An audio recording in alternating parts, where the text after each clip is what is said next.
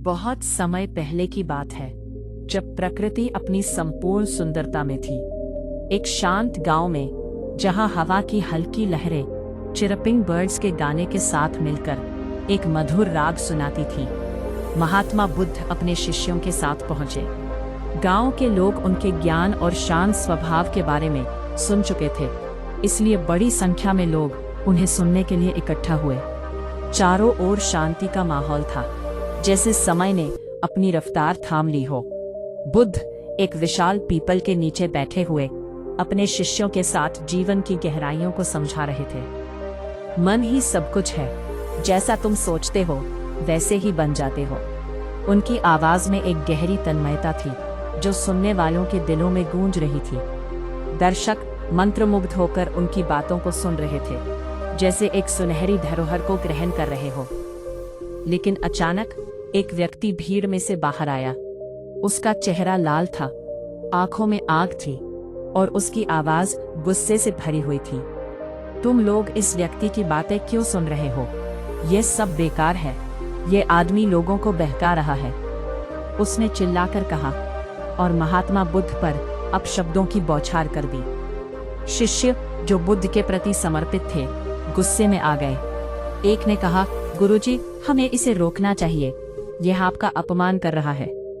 लेकिन बुद्ध ने हाथ के इशारे से सभी को शांत रहने को कहा। उनकी आंखों में एक अजीब सी शांति थी, मानो उन्होंने गुस्से के तूफान को अपने अंदर शांत कर लिया हो।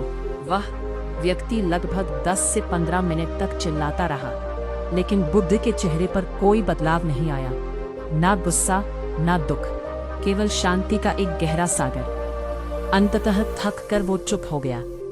तब बुद्ध ने बहुत ही शांत और मधुर आवाज में उससे पूछा, भाई, क्या मैं तुमसे एक सवाल पूछ सकता हूँ? व्यक्ति ने थोड़ी हैरानी से कहा, पूछो। तब बुद्ध ने कहा, अगर कोई व्यक्ति किसी को एक उपहार दे और सामने वाला उस उपहार को स्वीकार न करे, तो वह उपहार किसके पास रहेगा? वह आदमी झिझकते हुए बोला, जिसने दिया है उसी के पास रहेगा। बुद्ध मुस्कुराए और बोले, ठीक वैसे ही तुम मुझे क्रोध और अपशब्द दे रहे हो, लेकिन मैं उन्हें स्वीकार नहीं करता, इसलिए वे तुम्हारे पास ही रहेंगे। यह सुनकर पूरा माहौल शांत हो गया। उस व्यक्ति का चेहरा गंभीर हो गया, जैसे अचानक उसे अपनी गलती का एहसास हुआ। उसका गुस्सा धीरे धीरे शर्म में बदल गया। वह कांपती आवाज में बोला, मैंने आपको बिना जाने इतना कुछ कह दिया और आप फिर भी शांत रहे। वह महात्मा बुद्ध के चरणों में गिर पड़ा और बोला, मुझे क्षमा कर दीजिए, मुझे सच्चाई समझ आ गई है। बुद्ध ने उसे उठाया और कहा, क्रोध अज्ञान से पैदा होता है और शांति ज्ञान से। जब तुम समझ जाओगे तो क्रोध अपने आप खत्म हो जाएगा। उस दिन उस व्यक्ति का जीवन बदल गया। उसने एक नया दृष्टिकोण अपनाया और वहां मौजूद हर व्यक्ति ने शांति की असली ताकत को महसूस किया।